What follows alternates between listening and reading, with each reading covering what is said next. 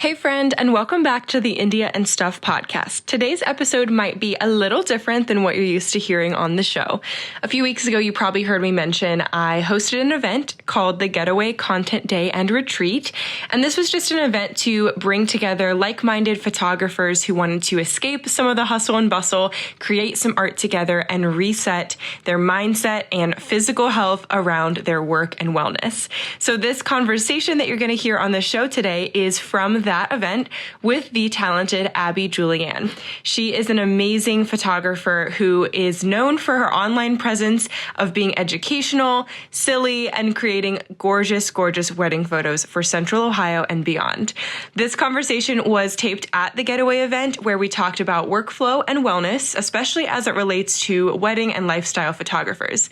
If you are not a photographer and not a creative, maybe this is an episode that you might skip, but I hope that you stick around and take some of these tips and pointers from the conversation, and maybe it'll implement something awesome in your life. So if you had a little FOMO and you saw the posts from the Getaway and were not able to attend, this conversation will hopefully bring you right back into that space. And of course, I would love to see you at the next one. With that, I hope you enjoy today's episode.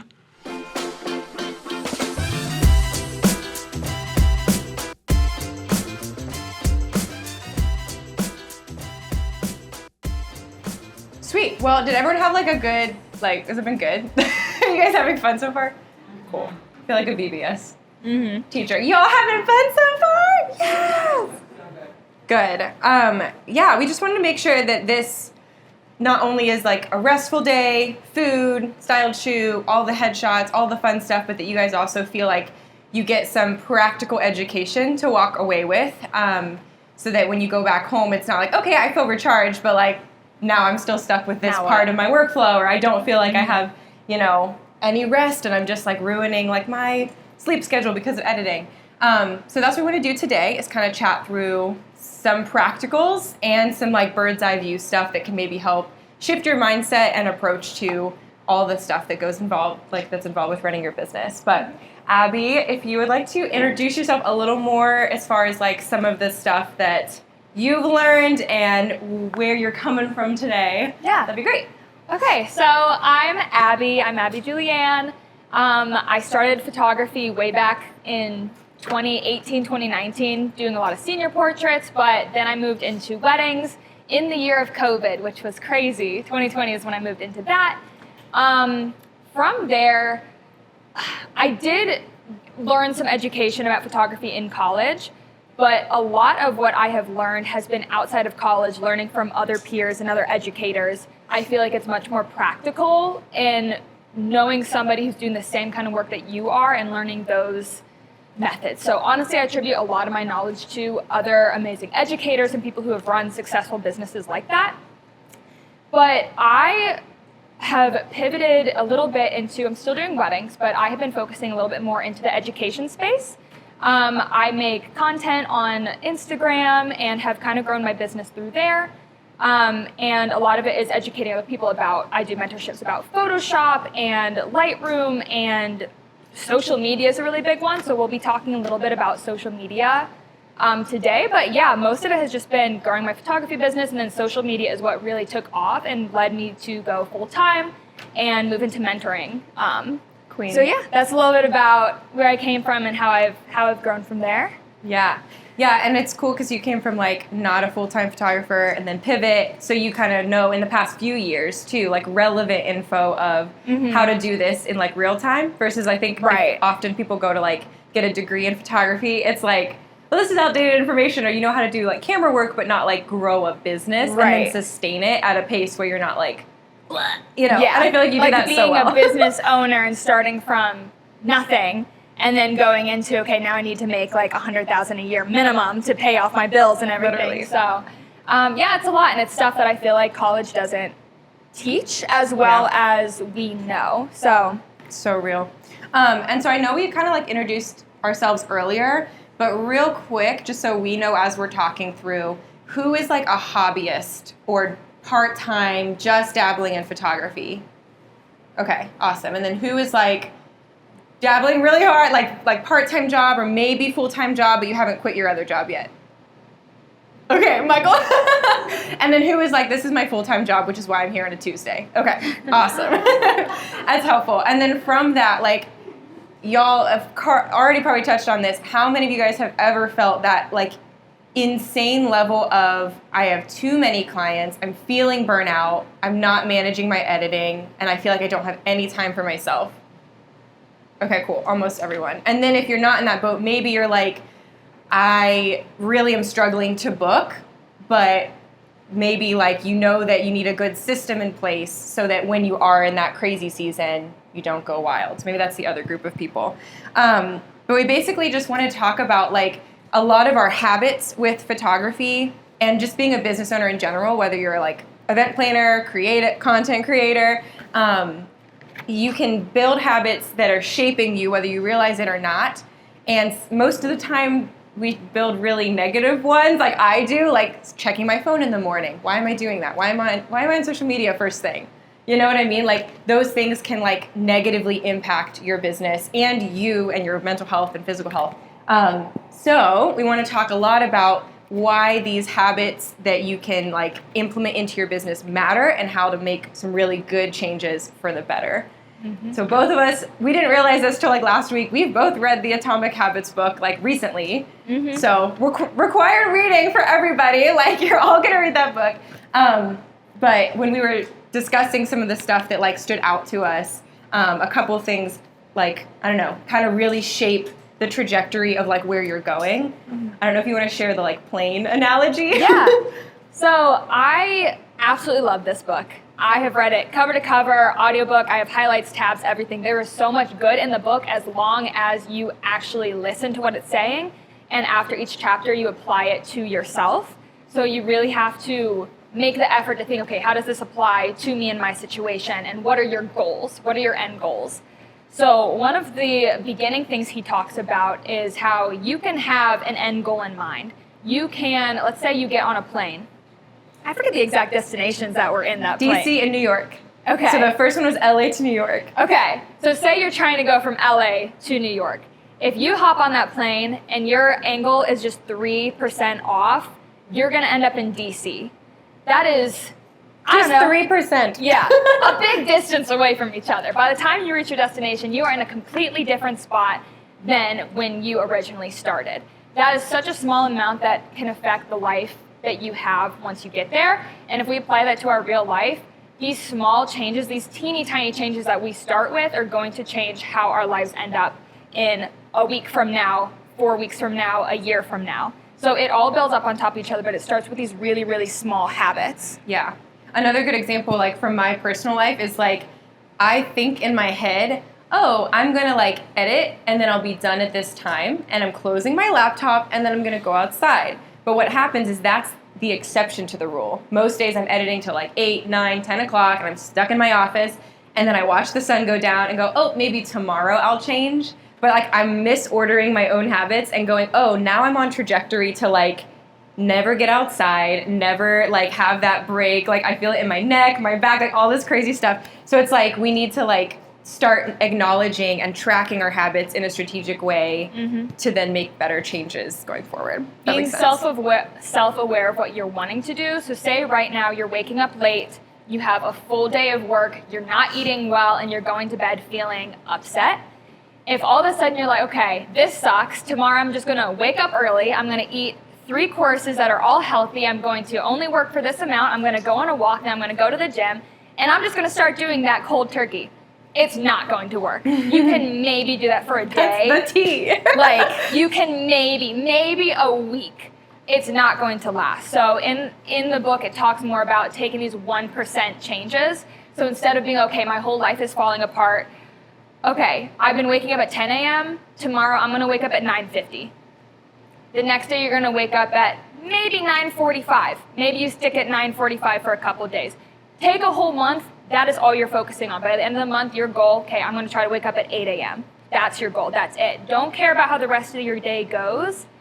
Take small steps because you still have your whole life that you're working on. So tracking one change at a time. Do it consistently. Because that, if you could tell yourself, hey, in 2 years, my schedule will be exactly as I want it, would you still do that? if you knew it wasn't going to happen in a month, would you still make the jump to be like, okay, this will happen, it's just going to take 2 years?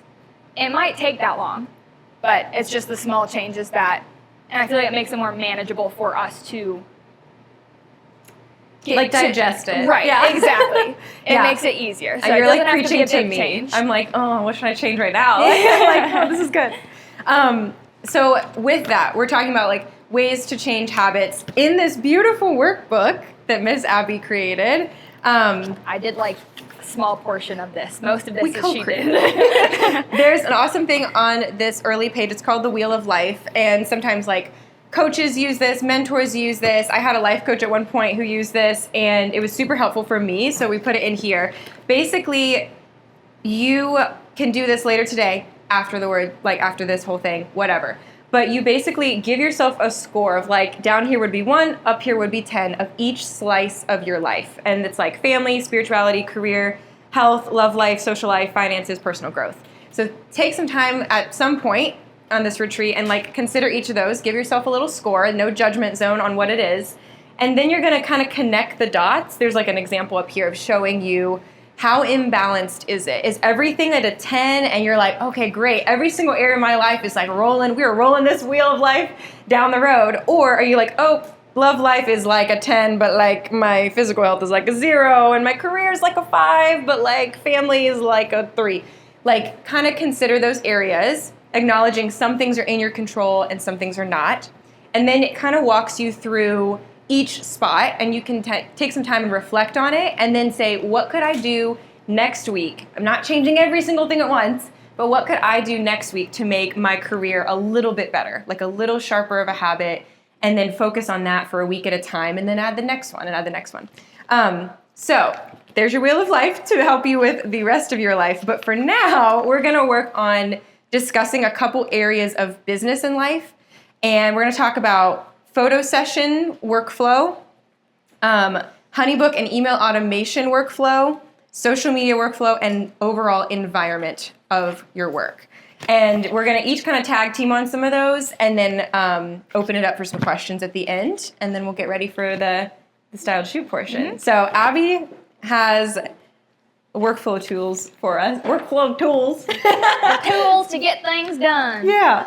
So basically I'm just kind of talking about what I do after a session to manage my life and still have free time after work. So after I do a session, you have to call, you have to edit, you have to send them, you have to email them, all these things. But I feel like I have a pretty good system to where I get a lot of this done so that I can go to work, get off work, be done, not think about it.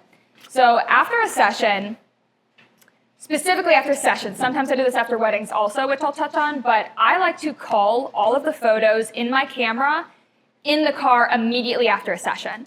So say it's an hour-long session, whatever, I get in the car, I have maybe 600 to 900 photos.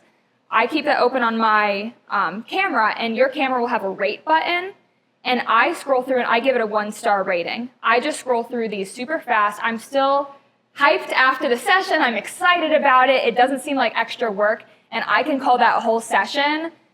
Usually doesn't take more than 15 minutes to cull through everything.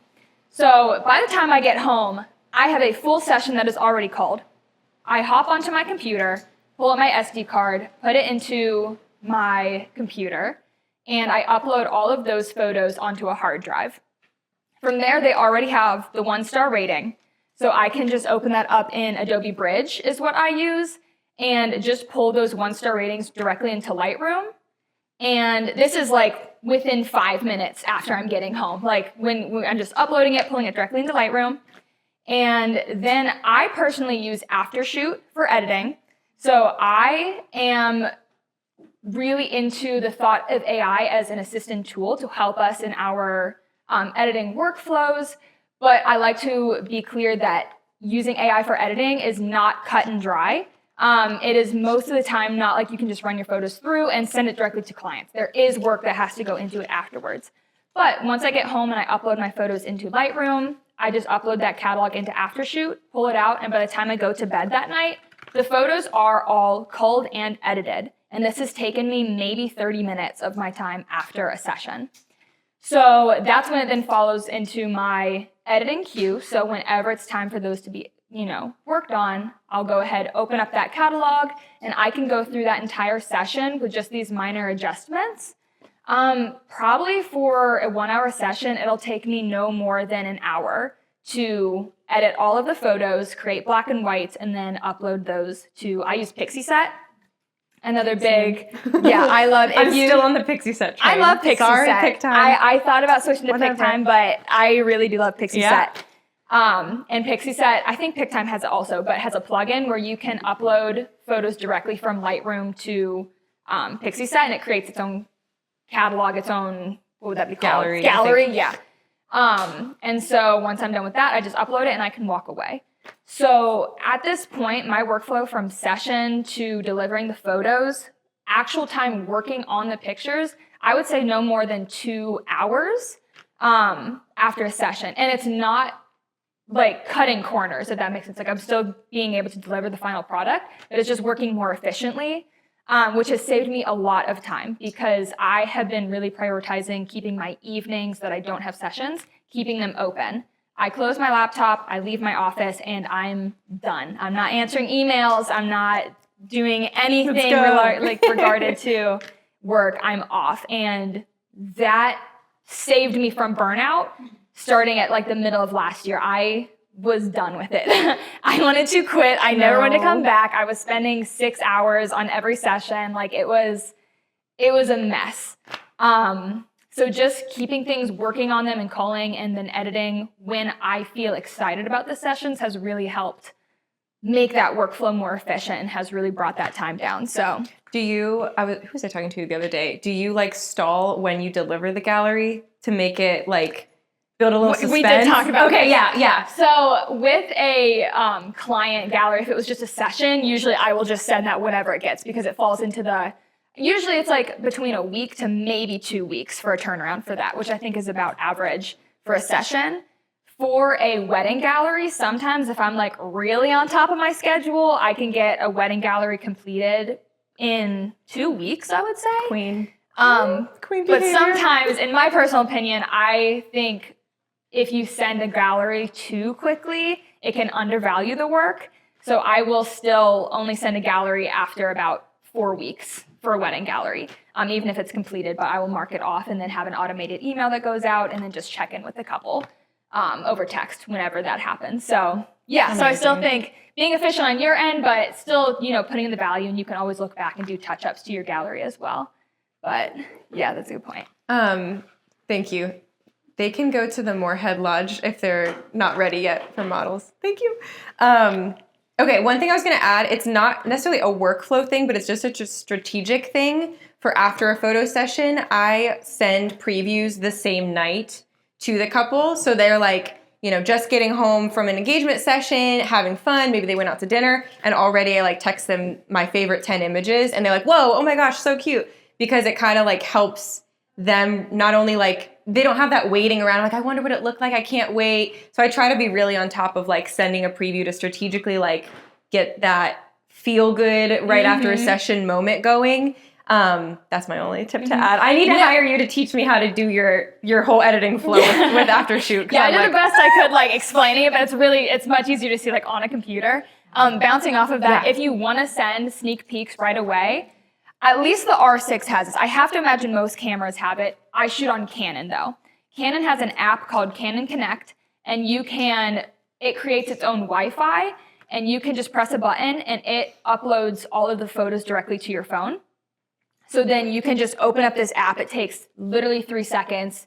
I look through some previews of whatever pops up, and it downloads to my phone, and I can have raw photos on my camera or raw photos on my phone within 2 minutes. So cool. Once I've culled the photos, a lot of times I'll pop into my car, upload them to my phone, edit them on my phone in the Lightroom app, and text it to them within like 30 minutes after a session. And they love it. They eat it up. They're on their way home and they're like, oh my God. I don't do that during wedding dinners, but I know some photographers who do. Like when you're eating for the meal, they're like, I'm getting previews ready. And I'm like, this is like top tier photography. Like they're like, I'm ready to go. And I'm like, yes. One more tip, I promise I'll keep it short. One more tip that clients love that I've been doing lately is doing the same thing of getting at least like 2 sneak peeks during dinner at a wedding. And then Crazy. I have the Instax Pro. I have to figure it. The Instax Mini Evoke, that's what it is. You can print any photo you want off of your phone onto that. So what I'll do, and it comes out as like the little Instax photos. So I'll get previews on my phone, print them out as that, and I hand it to them when I leave, and I say, hope you have a great honeymoon. Here's a printed photo for you guys to take with you. And like, they literally, it's such a good experience thing, and I do it when I'm eating dinner.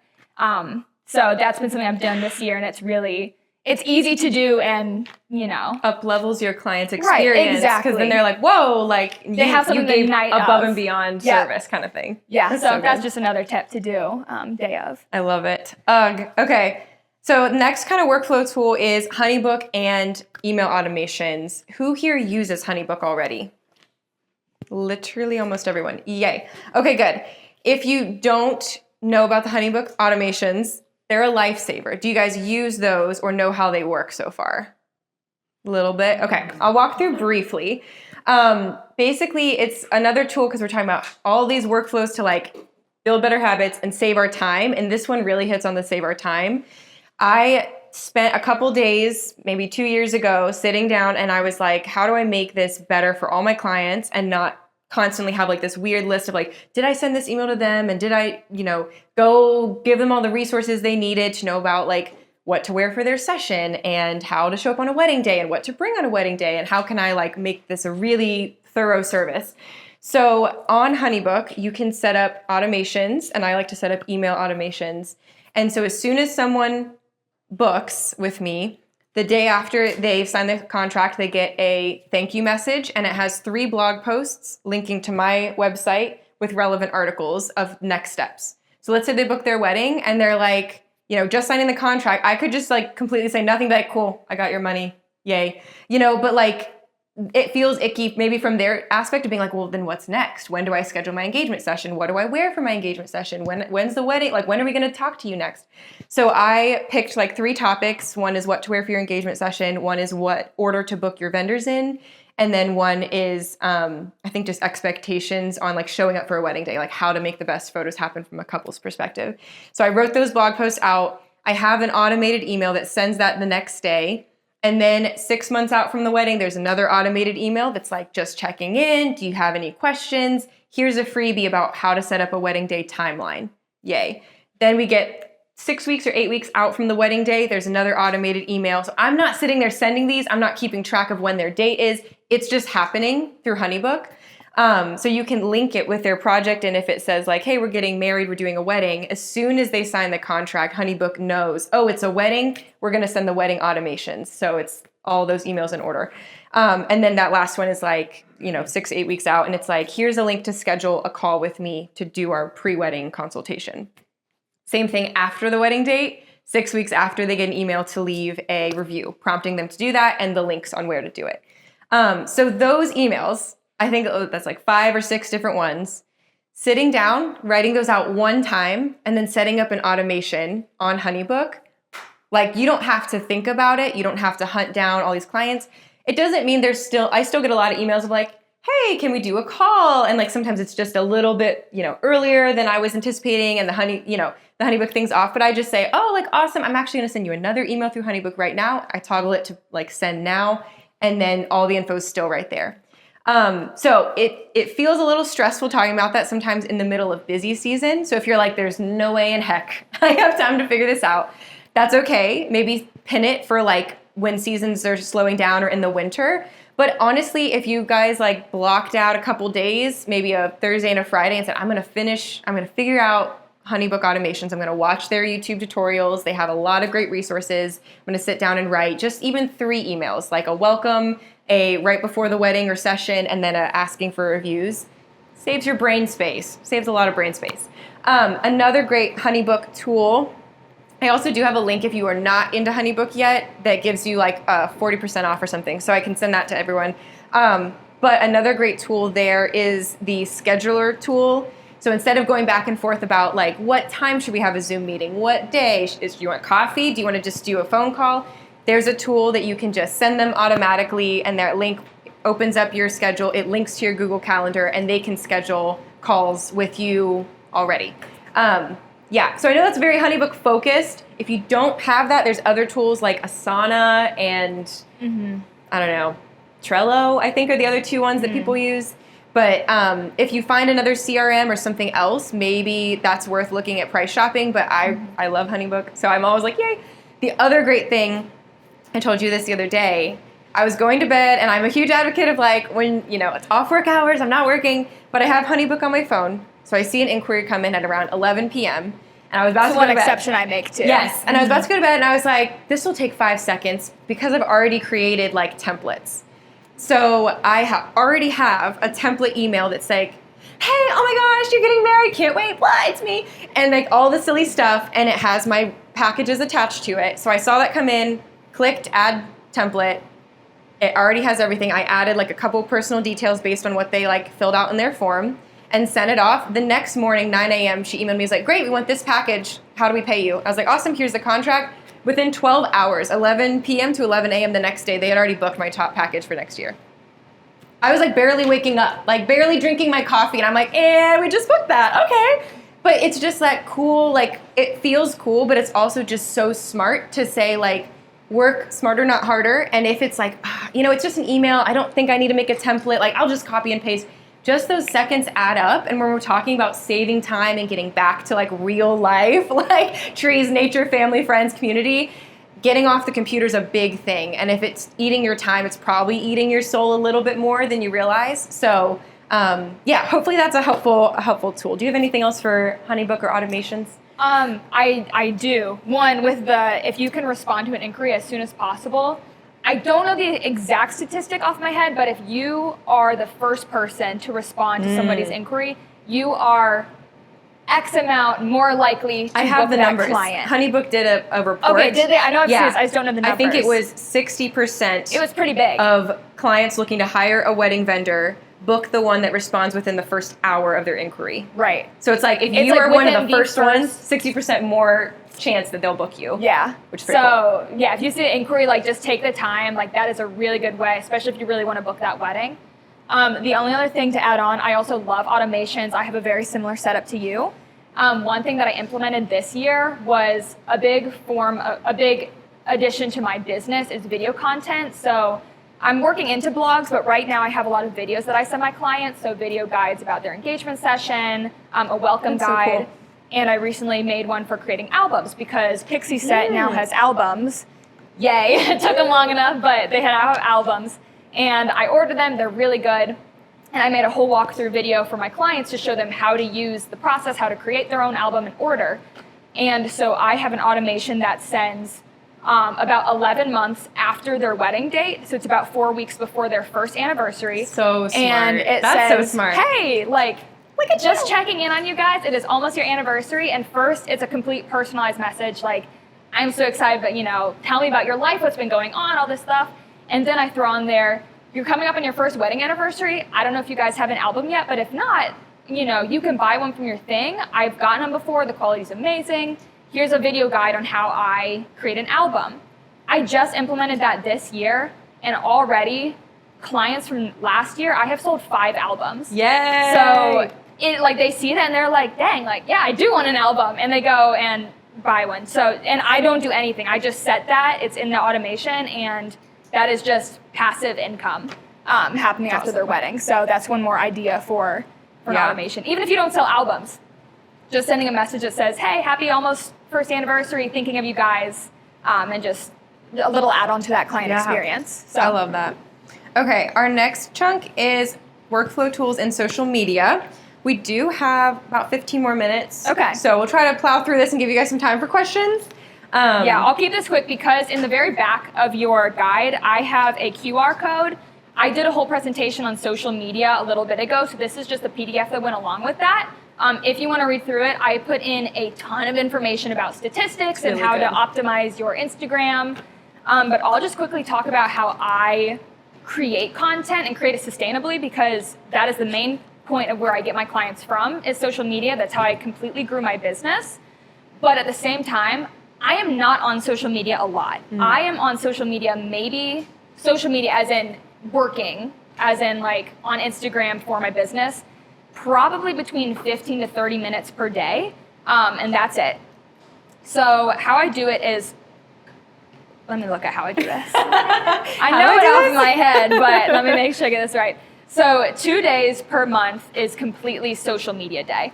I don't do anything else. I don't look at my emails. I don't look at anything there. I don't schedule any sessions, nothing except for social media. So I will start in the morning, and I have a book that I bring with me, and I have, okay, this is my schedule for the month of May. I want to make 6 reels and 6 posts. And that's it. And that's a lot more manageable than being like, okay, I need to figure out 5 things to post this week. With our business, we are photographers and creators like that, but we're not social media creators. We do not have the time to do that, nor do I think it benefits our business other than posting 2 to 3 times per week. Just post 2 times a week. If you're not constantly on social media, just aim for twice a week. 1 reel, 1 post.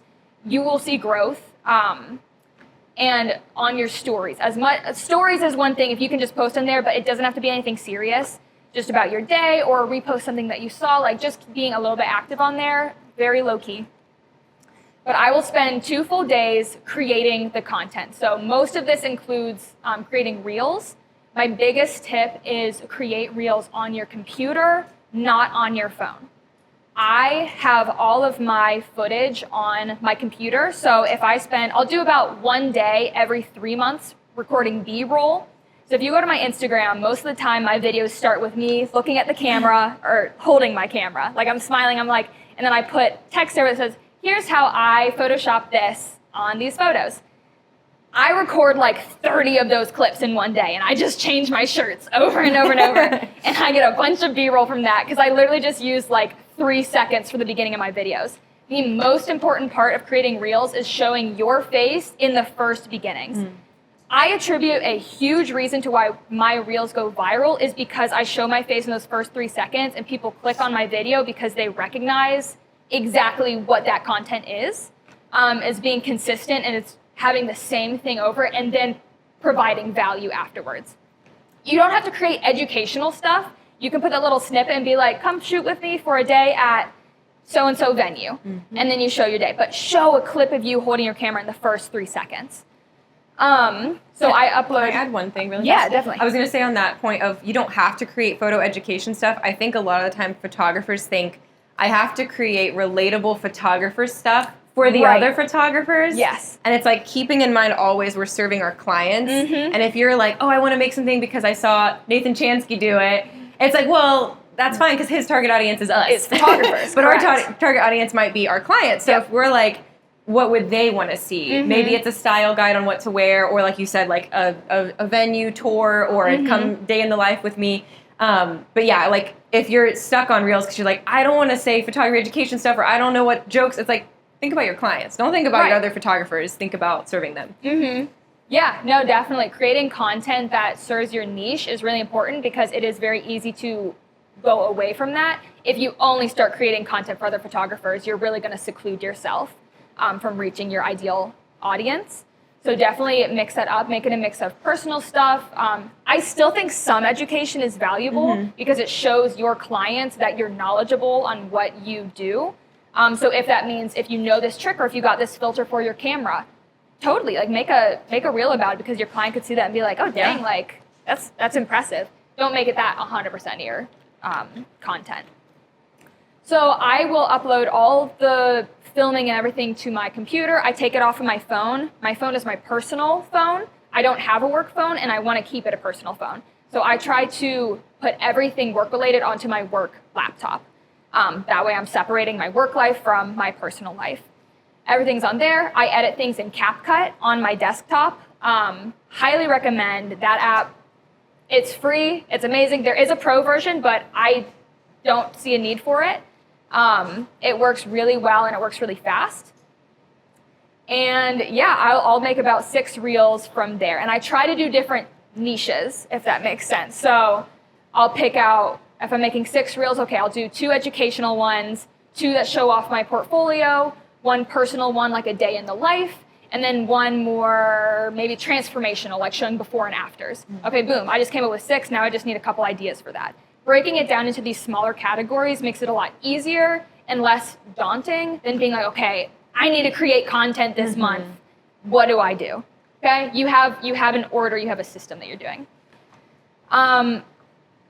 Yeah, I could keep talking, but I have a question on that too.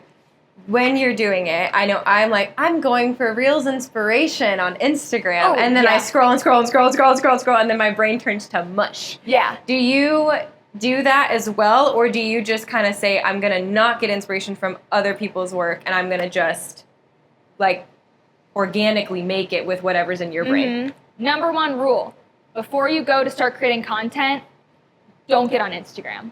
Don't touch it. You heard it here, think about it. Do not scroll on Instagram, because the only ideas you're going to get is you're going to scroll and you're going to be like, well, I want to do that. You're not going to get original content that way.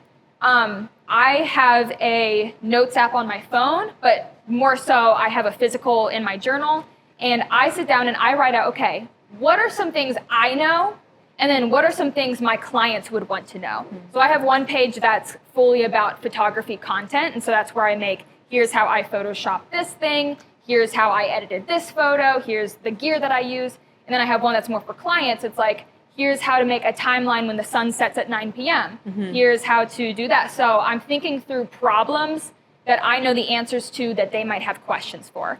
From there, it is literally just creating content and just picking that topic, picking that one-liner, and running with it. Another big one, try to do voiceovers if you can. Videos with voiceovers perform, I think it's 50 or 60% better than other forms of content. So try adding in some kind of voice. It doesn't have to be all the time, but don't only create reels with just music or you lip syncing to music. Have your voice in there at some point to create that personal connection. One quick note, I was going to say the algorithm changes all the time. We all know it. We hate it. We love it. Whatever. But right now, my husband's calling me. Sorry, babe. Right now, Instagram is prioritizing small creator accounts and original content without a trending audio, to my knowledge, as of 2 days ago. I know. I saw that too. I'm interested to see what that means. Yes. And what that's going to push, because I saw the announcement Instagram wants to support smaller creators. I think that means more original audios and more original voiceovers as opposed to the same songs. I'm sure if you scroll on Instagram, you hear the same 3 songs over and over and over. I literally have, if I have scrolled my feed and heard a song more than 3 times, I will not use that audio. It drives me nuts. It's too crazy. I know if it's driving me nuts, it's driving someone else nuts. You can still use trending audios, but don't use songs that have like 100,000 plus videos added. I try to only use trending audios that have under 10,000 uses. Yeah, even if you can try like 2,000 or less is like something I try to do. But I do want to make a reel with the like, I'm working late because I'm a photographer. Like, I want to do that so bad, but now it's like blown up. And I'm like, I missed my window. But I was going to say, from my own like personal account, I posted about Taylor Swift with no trending audio last week, and it has like 600,000 views. It kind of like blew up. And then another one of the silly one of me driving to Cincinnati and singing Taylor Swift, probably because she's trending. It was like 2,000 views, and now it has like 14,000. It blew up 2 weeks later. So keep that in mind too when you're making content. You're like, is this stupid? Is this dumb? Keep in mind, like, even if you're making your client smile or showing them who you are to build trust, it's all strategic. Like, I know half you guys are probably like, oh, I saw you on Instagram. And I'm like, just kidding. Like, I genuinely want good connection with everyone. But it's probably like you remember me talking about something silly, something stupid, something that was personal. And I think you can underestimate like what that does to our business when we share those silly, personal, dumb reels sometimes to keep it kind of like fun and give a client a point to connect with. But okay, 2 more things, I think. 1 more thing. All right, last part is just workflow tools number 4, environment. Does anyone have a designated spot in their home for their work? Good. Raya? That's okay. That's homework. Because you're always in your car going somewhere. You're always doing something. Seriously. Yes. That's the vibe, honestly. I will say, so we're talking about like getting in the right mindset to do work, sometimes our environment plays a bigger role than like we realized. And during COVID, I was living with my husband's parents, and we were engaged at the time. So it was like I was kind of displaced of like, we just went from long distance relationship to living in the same house but not the same room. And I was with his parents, and they were really nice, but there was no Wi-Fi. We were in the middle of nowhere, and I'm crunched over on this tiny like desk, 5 feet away from all the things I own, 5 feet away from the bed, and like listening to the news through the door about how many like COVID people got sick. And I was like, like it was not good. No bueno for me. And so I realized really heavily how important environment is to work in that time. So when we moved, I was like, I need my own designated office space. I need my own spot to set up with a computer, an ergonomic chair. I need to have sunlight, and I need to have curtains so that I can edit or have a little bit of light. And then little things that I started realizing too, like I need to switch to your cool tool. Mm-hmm. My fingers on my trackpad from editing, I'm getting like carpal tunnel. You know what I mean? There's so many things that affect us in our immediate surroundings of like overstimulation with different noises, not having enough daylight, sitting in an uncomfortable chair. So I think if you can maybe evaluate when you're working on some reflection in the wheel of life later, what are some of those practicals? Do you have a designated spot in your house? Are you slumped over on the couch with Netflix in the background? Is that the most productive thing in the world? Sometimes you need that. Sometimes you do need that. I love putting Gossip Girl on, and then I'm like, la, la, la, XOXO. But other times I'm like, I just need a podcast, and then I'm just going to stay seated in my office. But yeah, those are kind of some tips on like wellness as far as environment. But I know we have some other practicals in the workbook.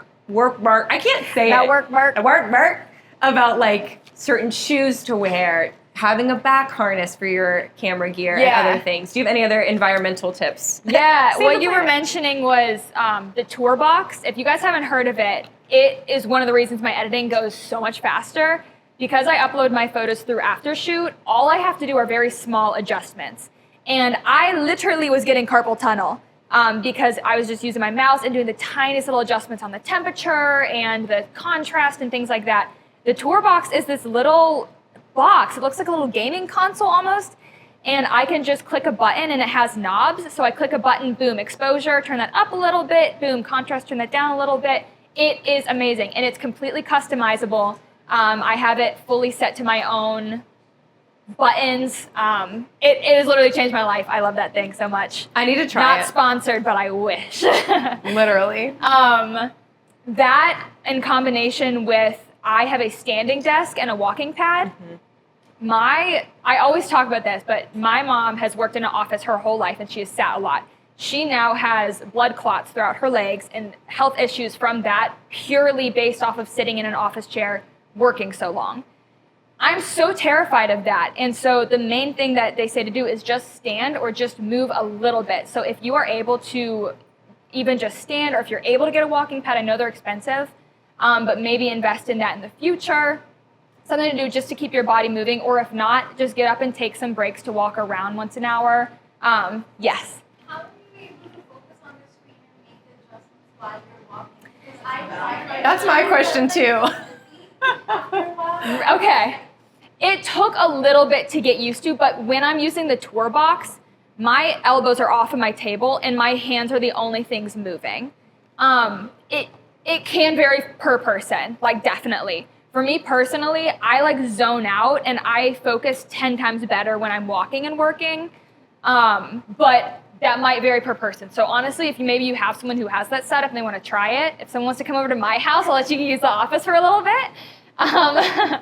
Just to try it out. But yeah, it might take some adjustments, but it's worked really well for me, and I'm able to focus really well. And honestly, I think there's statistics about getting the blood flow moves up into your brain and helps with you focusing better as well. So there's definitely health benefits for that.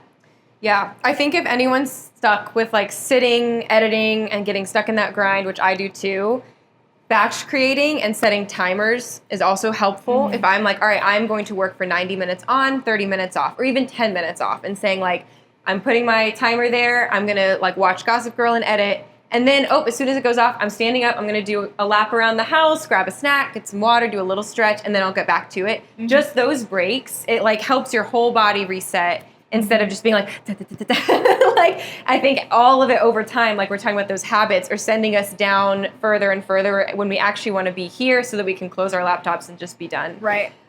We do have to transition to the styled shoot, but we put all of our wellness tips and actual practical things in this workbook, as well as we're going to send an email after the fact with links to things like you were mentioning, the toolbox thing, the walking pad. So if you're like, where do I find these things? We're going to compile some good links and resources for you. But really quickly, just overview on wellness, which again is all in here.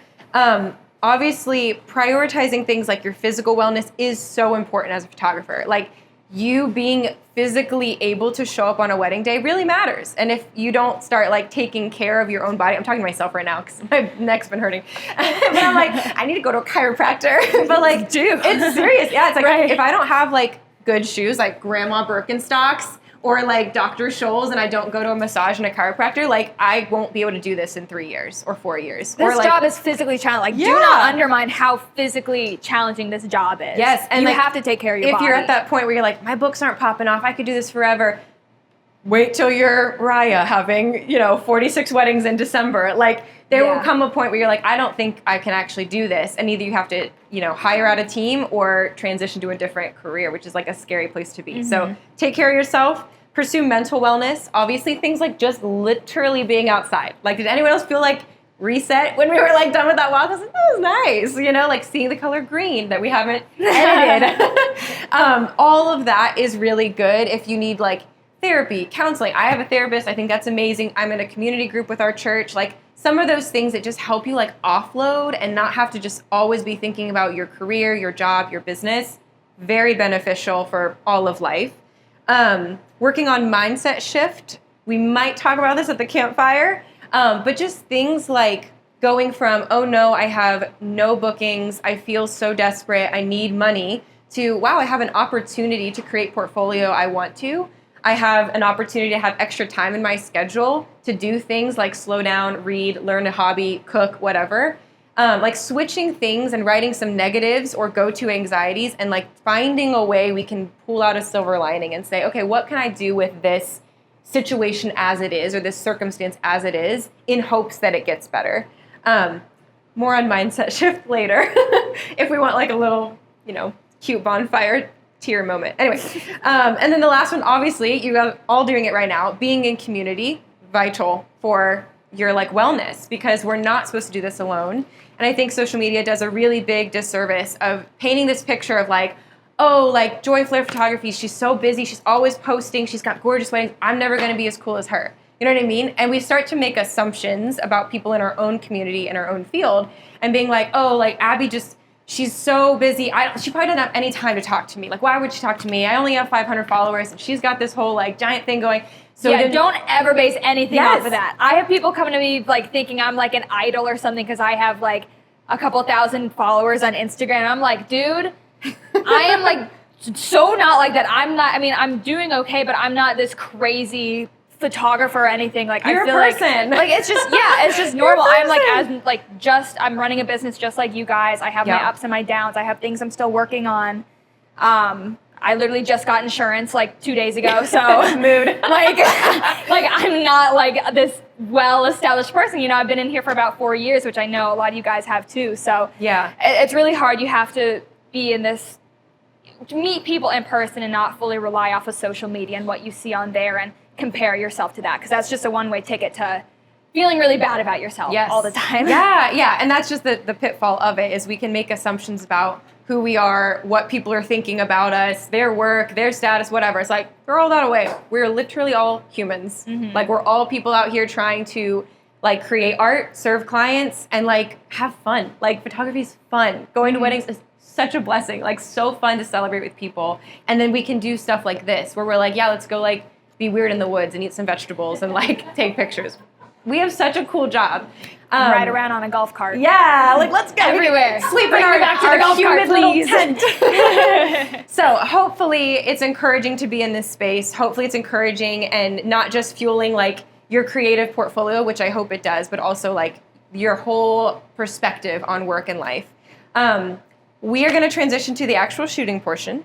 But please take some time, whether it's today or another day, to work through this. I do think a lot of this kind of soul searchiness really does help all the ways you approach your work, whether it's a hobby or a business.